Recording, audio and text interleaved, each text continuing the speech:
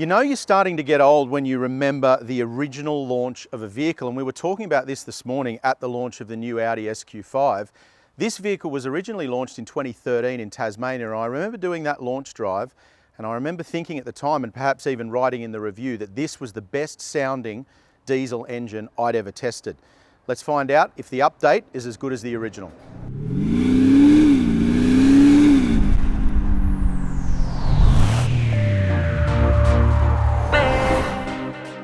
Pricing starts from $104,900 before on-road costs, and if you're test driving one of the launch vehicles like we did, with 21-inch Audi Sport alloy wheels, inlays in piano black, a black exterior styling package and the Quattro Sport differential, that takes the price up to $110,210 before on-road costs. Audi's SQ5 standard equipment list is, as you would expect, quite long, and includes 21-inch wheels, metallic paint, red brake calipers, S Sport suspension with adaptive damper control, Audi Matrix LED headlights with dynamic indicators, S body styling, privacy glass, a panoramic glass sunroof, heated sport front seats, an electric rear tailgate with gesture control, fine Napa leather upholstery and contrast stitching in a diamond pattern, and electric front seats with four-way electric lumbar and memory function for the driver's seat. And that's just to name a few.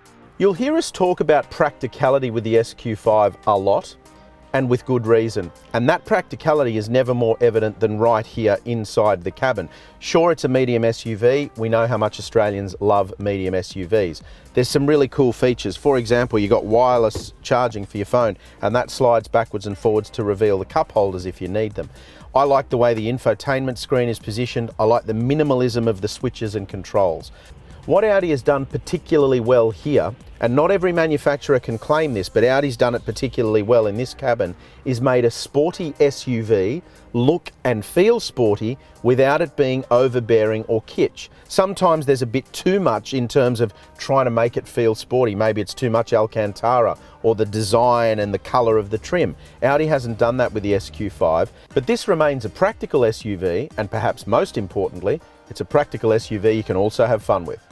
That family-friendly practicality that we talk about, well, that extends back here into the second row. We've got the front seat set at my driving position, and I'm now sitting behind that. And look how much room I've got. I've got my feet under the seat in front of me, plenty of room for my knees, plenty of headroom. It's actually quite comfortable. The seats are pretty sculpted as well, so you sit into them rather than on them, and that makes a big difference. As well, you've got air vents, you've got temperature control, a 12-volt outlet, you've got 2 USB charge points, and it's generally a pretty comfortable place to be. So, as we keep saying about this, even though it is a sports SUV, when you start thinking about family road trips and the kids sitting in the back seat here, plenty of practicality as well.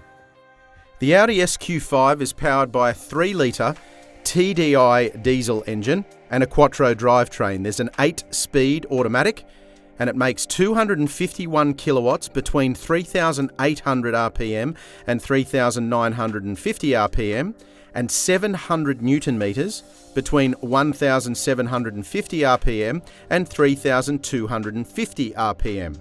It gets from 0 to 100 kilometers an hour in just 5.1 seconds, and it's actually pretty efficient as well, using just 7 litres per 100 kilometers on the ADR combined cycle. Now, we've obviously driven the SQ5 on country roads at launch, and on country roads specifically. Very deliberate reason for that, so we could sample what it was like to drive out of its element, I guess, on twisty roads where you can push it, test the Quattro drivetrain and see how it performs. However, all of that aside, and with all of that taken into account, it is going to spend the majority of its time right here in the city doing what I'm doing now, stop-start traffic, speed humps, traffic islands, all those kinds of things, pedestrian crossings, like what I just went over there. And again, it has to be mentioned that this SQ5 is incredibly practical for that kind of driving. It's comfortable, it rides really well, visibility's great, forward and rear. It's got plenty of room in it as well for things like all of the kids' school gear and sports gear, if it doubles as a family SUV. And it just does that job really well. And I think that is a really impressive point to make, because there aren't that many SUVs specifically that you can drive in stop-start traffic like I'm doing now and then take out onto a twisty country road and really push them right up to the speed limit, but have fun and do it safely because they've got so much grip and they're so capable. And this SQ5, written it in the review, we say it all the time, it really is the ultimate all-rounder. The Audi SQ5 is one of those cars that you love driving at launch, but it goes without saying that we can't wait to get it through the CarAdvice garage to put it through some more comprehensive testing.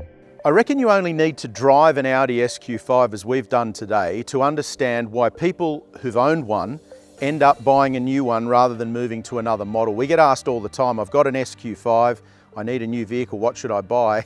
And plenty of times people end up buying another SQ5.